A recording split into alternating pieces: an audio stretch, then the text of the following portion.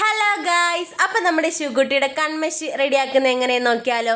വീട്ടിൽ തന്നെ നമുക്ക് സിമ്പിളായിട്ട് ചെയ്തെടുക്കാൻ പറ്റുമേ. ആദ്യം നമുക്ക് ഇതുപോലെ 2 സ്റ്റീൽ ഗ്ലാസ് വെച്ചിട്ട് അതിൻ്റെ സെൻറ്ററിലായിട്ട് ഒരു ഇടിഞ്ഞിൽ വെക്കണേ. വലിയ ഇടിഞ്ഞിലുള്ളവർ അത് തന്നെ വെക്കണം കേട്ടോ. എൻ്റെ ഇപ്പോൾ ചെറുതേ ഉള്ളൂ, അതുകൊണ്ടാണ് ഇത് വെച്ചത്. എന്നിട്ട് കുറച്ച് നെയ്യ് ഒഴിച്ചതിന് ശേഷം ഒരു 2-3 ബദാം അതിലോട്ട് ഇട്ട് കൊടുക്കാം. വലിയ ഇടിഞ്ഞിലാണെങ്കിൽ 6-7 ഇടാവേ. എന്നിട്ട് അതിൻ്റെ സെൻറ്ററിലായിട്ട് നമ്മുടെ നൂൽത്തിരിയില്ലേ അത് വെച്ചിട്ട് ഒന്ന് കത്തിച്ചു കൊടുക്കണം കേട്ടോ. ബദാം ആയതുകൊണ്ട് കത്ത ഇച്ചിരി പാടാണ്, അപ്പം തീയാണേ അത് നോക്കിക്കോണേ. ബദാം ഇങ്ങനെ ഒന്ന് കത്തി വരുമ്പോഴത്തേക്ക് നമുക്ക് അതിൻ്റെ മുകളിലായിട്ട് ഒരു സ്റ്റീൽ പ്ലേറ്റ് കൊണ്ട് ഒന്ന് അടച്ചു വെക്കണം കേട്ടോ.